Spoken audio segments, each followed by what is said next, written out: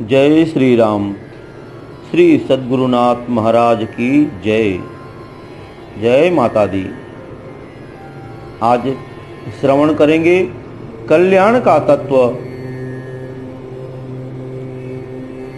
सब प्रकार के दुखों से, विकारों से, गुणों और कर्मों से सदा के लिए मुक्त होकर परम विज्ञान आनंदमय कल्याण स्वरूप परमात्मा को प्राप्त कर लेना ही परम कल्याण है। इसी को कोई मुक्ति, कोई परम पद की प्राप्ति, कोई निर्वाण पद की प्राप्ति और कोई मोक्ष कहते हैं। इस स्थिति को प्राप्त करने का अधिकार मनुष्य मात्र को है। श्री भगवान ने कहा है कि माम ही पार्थ व्यपाश्रित्य ये अपि अस्यु पाप योनया स्त्रियो वैश्या अस्तता शूद्रा अस्ते अपि यान्ति परागतिम। मेरी शरण होने वाले स्त्री, वैश्य, शूद्र तथा पाप योनि अंत्य जाति कोई भी हो, सब जो है परम गति को प्राप्त होते हैं। अतएव जो मनुष्य परमात्मा के भजन ध्यान द्वारा इस प्रकार संसार से मुक्त होकर परम पद को पा जाता है, उसी का मानव जीवन कृतार्थ होता है। इस विषय में लोग भिन्न भिन्न प्रकार की ब्रह्म आत्मक बातें क्रिया करते हैं, जिनमें से मुख्य यह तीन है। प्रथम कहते हैं लोग कि वर्तमान देश काल में या इस भूमि पर मुक्ति संभव नहीं है, एवं गृहस्थ और नीच वर्णों में मुक्ति नहीं होती। दूसरे कुछ लोग कहते हैं कि मुक्त पुरुष दीर्घ काल पर्यंत मुक्ति का सुख भोगने के बाद पुनः संसार में जन्म लेते हैं। तीसरे कुछ लोग कहते हैं कि मुक्ति ज्ञान से होती है। काम, क्रोध, असत्य, चोरी और व्यभिचार आदि विकारों के रहते भी ज्ञान हो जाने पर मनुष्य जीवन मुक्त हो सकता है। उपर्युक्त विकार तो अंतःकरण के धर्म है। जब तक अंतःकरण है तब तक प्रारब्ध अनुसार इन विकारों का रहना भी अनिवार्य है। ये तीनों ही विचार वास्तव में न तो सत्य है और न लाभप्रद है तथा युक्ति युक्त भी नहीं है, वरन इसके मानने से बड़ी हानि होती है तथा लोगों में भ्रम फैलता है। इसलिए यहाँ इसी विषय पर क्रमशः विचार करते हैं। प्रथम, मुक्ति का कारण आत्मज्ञान है और उस आत्म साक्षात्कार के लिए निष्काम कर्मयोग, ध्यान योग और ज्ञान योग आदि प्रत्येक देश काल में सुसाध्य उपाय वेद शास्त्रों में बतलाए गए हैं। कोई खास युग, देश, वर्ण या आश्रम मात्र ही मुक्ति का कारण नहीं माना गया है। साधन संपन्न होने पर प्रत्येक देश काल में और प्रत्येक वर्ण आश्रम में मुक्ति की प्राप्ति हो सकती है। उपर्युक्त गीता के श्लोक से भी यही निर्णय है कि मुक्ति के लिए श्रुति स्मृतियों में कहीं भी कलयुग, भारत भूमि या किसी वर्णाश्रम का निषेध नहीं किया गया है। आज तक के संत महात्माओं के जीवन चरित्रों से भी यही सिद्ध होता है कि प्रत्येक देश, भूमि, वर्ण और आश्रम में साधन करने पर मुक्ति हो सकती है। जैसा कि विष्णु पुराण में एक प्रसंग है, ऐसा कौन सा समय है कि जिसमें धर्म का थोड़ा सा अनुष्ठान भी महत् फल देता हो। इस विषय पर एक बार ऋषियों में बड़ी बहस हुई। अंत में वे सब मिलकर इस प्रश्न का निर्णयात्मक उत्तर पाने के लिए भगवान वेद व्यास के पास गए। व्यास जी महाराज उस समय भगवती भागीरथी में स्नान कर रहे थे। ऋषिगण उनकी प्रतीक्षा में जाह्नवी के तट पर वृक्षों की छाया में बैठ गए। थोड़ी देर के बाद व्यास जी ने बाहर निकलकर मुनियों को सुनाते हुए क्रमशः ऐसा कहा कि कलयुग ही साधु है। हे शूद्र, तुम ही साधु हो, तुम ही धन्य हो। हे स्त्रियों, तुम धन्य हो। तुमसे अधिक धन्य और कौन है। इससे मुनियों को बड़ा आश्चर्य हुआ और उन्होंने कौतूहल से व्यास जी से इन वचनों का मर्म पूछा। तब व्यास देव ने कहा कि यही तुम्हारे विवाद ग्रस्त प्रश्न का उत्तर है। इन तीनों में मनुष्य अल्पयास से परम गति पा सकता है। दूसरे युगों में, दूसरे वर्णों में और पुरुषों में तो बड़े साधन से कहीं कुछ होता है, परंतु कहते हैं कि स्वल्पेनेव प्रयत्नेन धर्मः सिद्ध्यति वैकलौ नरैरात्मगुणाम्भोभि क्षालिताखिल किल विषय शुद्रैश्य द्विज शुश्रूषा तत्परे मुनि सप्तमा तथा स्त्रीभिर्नायासं पति शुश्रूषयैव हि ततस्त्रियमप्येतन्मं धन्यतम मतम। विष्णु पुराण में 6.2, 34-36 के पेज पे, हे मुनिगण, कलयुग में मनुष्य सद्वृत्ति का अवलंबन करके थोड़े ही प्रयास से सारे पापों से छूटकर धर्म की सिद्धि पाता है। शूद्र द्विज सेवा से और स्त्रियां केवल पति सेवा से अल्पायास से ही उत्तम गति पा सकती हैं। इसलिए मैंने इन तीनों को धन्यतम कहा है। इससे यह सिद्ध होता है कि वर्तमान देश काल में और स्त्री शूद्रों के लिए तो मुक्ति का पथ और भी सुगम है, यानी सरल है।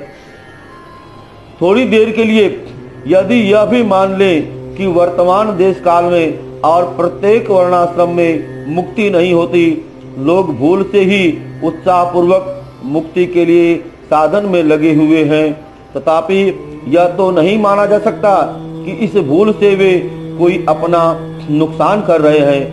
मुक्ति न सही, परंतु साधन का कुछ न कुछ तो उत्तम फल अवश्य ही होगा। सत्व गुण की वृद्धि होगी, अंतःकरण की शुद्धि होगी और देवी संपत्ति के गुणों का विकास होगा।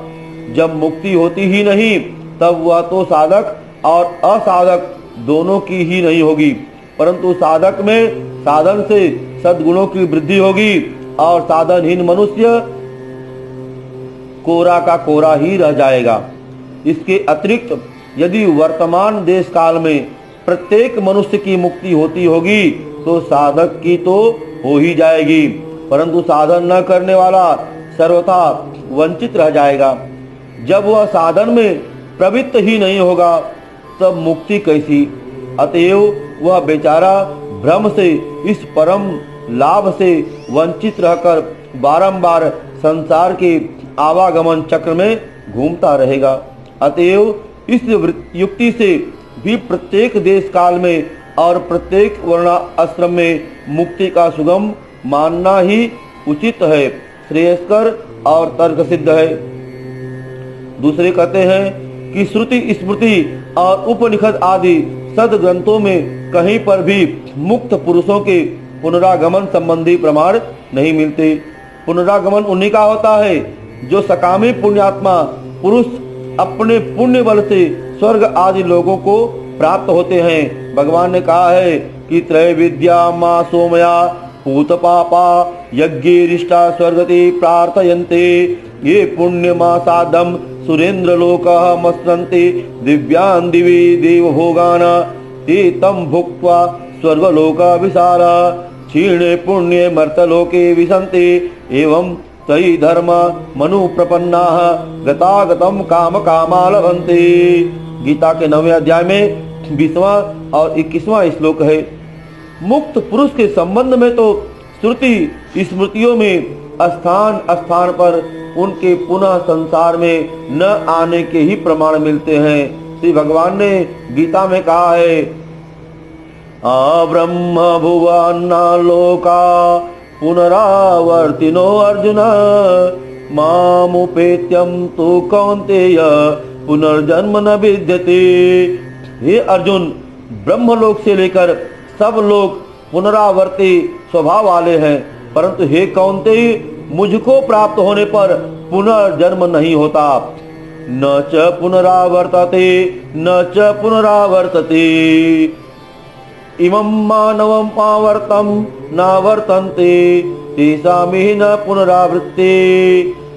इसमें पहला जो है श्लोक 8वें अध्याय में 16वां है गीता में, और दूसरा 8वें अध्याय में ही 15वां और 1 है, और छंदोदय है, और तीसरा छंदोग्य यह 4, 15, 6 है, और बृहत् सर्ग में जो है 6, 2, 15 तेषामिह न पुनरावृत्ति यह स्पर्श रूप से आया है।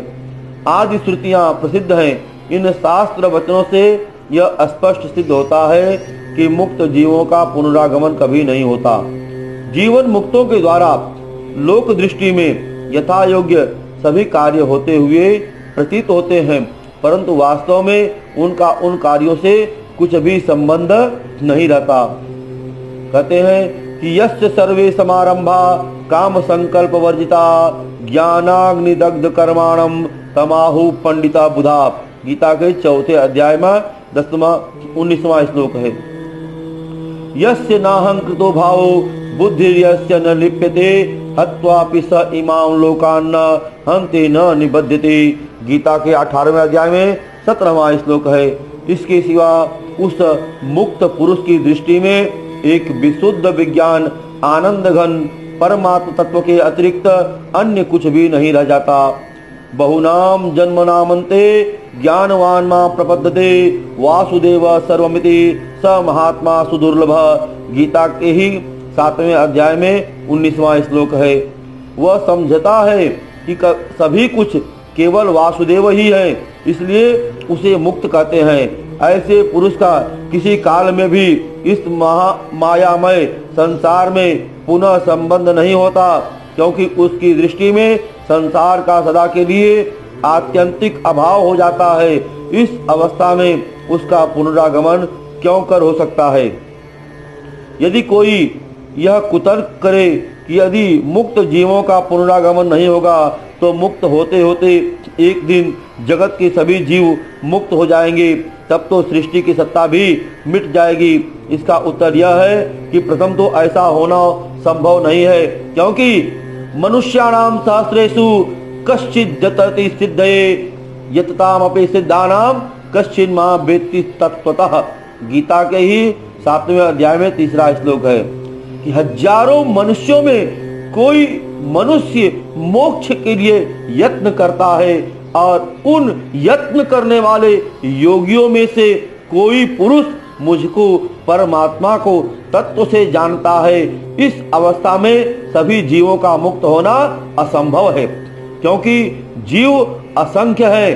तथापि यदि किसी दिन संपूर्ण संसार के सभी जीव किसी तरह मुक्त हो जाए तो इसमें हानि ही कौन सी है भाई? आज तक अनेक श्रेष्ठ पुरुष इससे पूर्व ऐसी चेष्टा कर चुके हैं। महात्मा गण अब भी कर रहे हैं और आगे भी करते रहेंगे। यदि किसी दिन उनका परिश्रम सफल हो जाए और अखिल जगत के जीवों का उद्धार हो जाए तो बहुत ही अच्छी बात है। इससे सिद्धांत में कौन सी बाधा आती है? तर्क के लिए मान लिया जाए कि मुक्त पुरुष का पुनर्जन्म होता है और पुनर्जन्म न मानने वाले भूल करते हैं, पर इस भूल से उनकी हानि क्या होती है? इस सिद्धांत के अनुसार पुनरागमन मानने वाला भी वापस आएगा और न मानने वाला भी, फल दोनों का एक ही है। परंतु कदाचिन यही सिद्धांत सत्य हो कि मुक्त पुरुष का पुनरागमन नहीं होता, तब तो भूल से पुनरागमन मानने वालों की बड़ी हानि होगी, क्योंकि उस पुनरागमन मानने वाले को तो वह मुक्ति ही नहीं मिलेगी कि जिसमें पुनरागमन न होता हो। वह बेचारा भूल से ही इस परम लाभ से वंचित रह जाएगा और पुनरागमन न मानने वाला मुक्त हो जाएगा। इस न्याय से भी पुनरागमन न मानना ही युक्ति युक्त, लाभजनक और सर्वोत्तम सिद्ध होता है। तीसरी, श्रुति स्मृति और उपनिषद आदि किसी भी प्रमाणिक सदग्रंथ से यह सिद्ध नहीं हो सकता कि काम क्रोध आदि विकारों के रहते जीवन मुक्ति प्राप्त हो सकती है।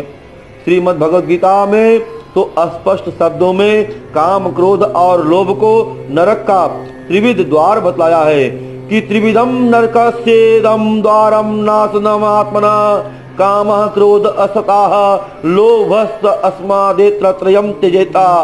16वें अध्याय में 21वां श्लोक है गीता में। श्री गीता में भगवान श्री कृष्ण और अर्जुन के प्रश्नोत्तर से यह बात स्पष्ट विदित होती है कि समस्त पापों का बीज काम है और उसको आत्मज्ञान के द्वारा नष्ट करके ही साधक मुक्त हो सकता है। तीसरे अध्याय के 36वें श्लोक में 43वें श्लोक पर्यंत इसका विस्तार से वर्णन है।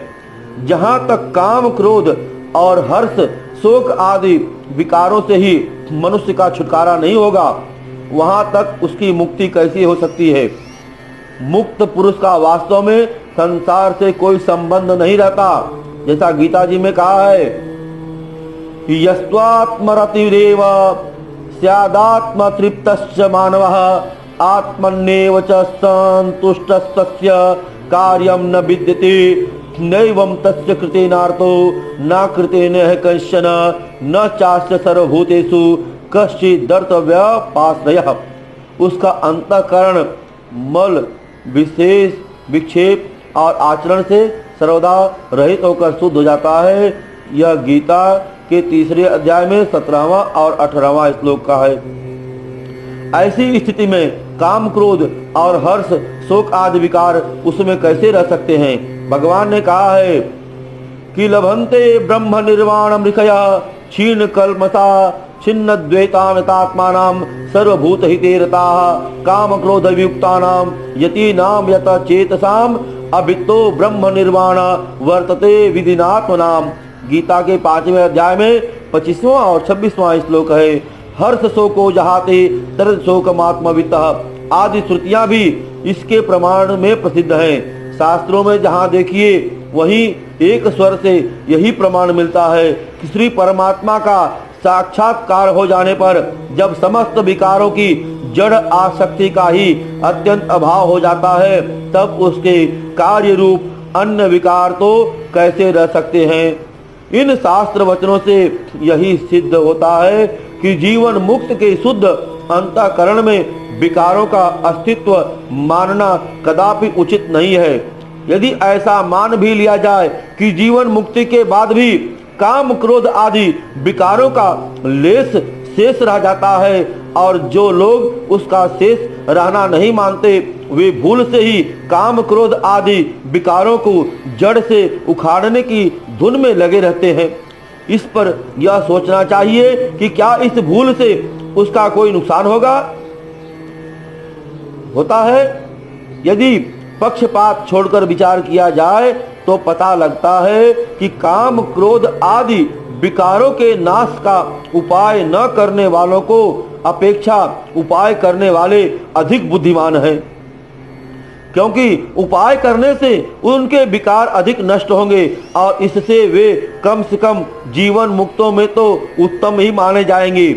एक मनुष्य अत्यंत क्रोधी तथा कामी है और दूसरा इन दोनों से छूटा हुआ है और इस सिद्धांत के अनुसार वे दोनों ही जीवन मुक्त हैं। इस दशा में यह तो स्वाभाविक है कि इनमें काम, क्रोध प्रायण मनुष्य की अपेक्षा काम, क्रोध रहित जीवन मुक्त भी अधिक सम्माननीय होगा। इस दृष्टि से ही काम, क्रोध आदि विकारों का नाश करना ही उचित सिद्ध होता है। और यदि कहीं कहीं यह बात सत्य हो कि जीवन मुक्त के अंतःकरण में कोई विकार शेष नहीं रहता, तब तो विकारों का शेष रहना मानने वालों की केवल मुक्ति नहीं होगी और सो ही बात नहीं, परंतु उसकी और भी बड़ी हानि होगी, क्योंकि वह मिथ्या ज्ञान से गीता के 18वें अध्याय में 22वें श्लोक के अनुसार ही अपने ज्ञानी और मुक्त मानकर अपने चरित्र सुधार के पवित्र कार्य से भी वंचित रह जाएगा और काम, क्रोध आदि विकारों के मोहमय जालों में फंसकर अनेक प्रकार की नरक यंत्रणा भोगता हुआ गीता के अध्याय 16वें श्लोक में 16 से लेकर 20 के अनुसार लगातार संसार चक्र में भटकता फिरेगा। इसलिए यही सिद्धांत सर्वोपरि मानना चाहिए कि जीवन मुक्त के अंतःकरण में काम, क्रोध और हर्ष, शोक आदि कोई भी विकार शेष नहीं रह जाते।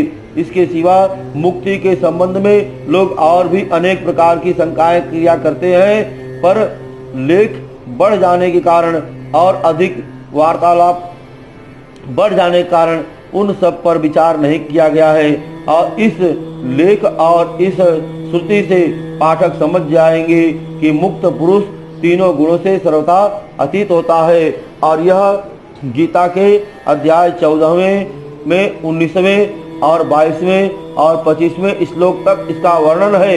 इसी से उसके अंतःकरण में कोई विकार या कोई भी कर्म शेष नहीं रहता और इसीलिए उसका पुनर्जन्म भी नहीं होता। पुनर्जन्म का हेतु गुणों के भगवान करते हैं कि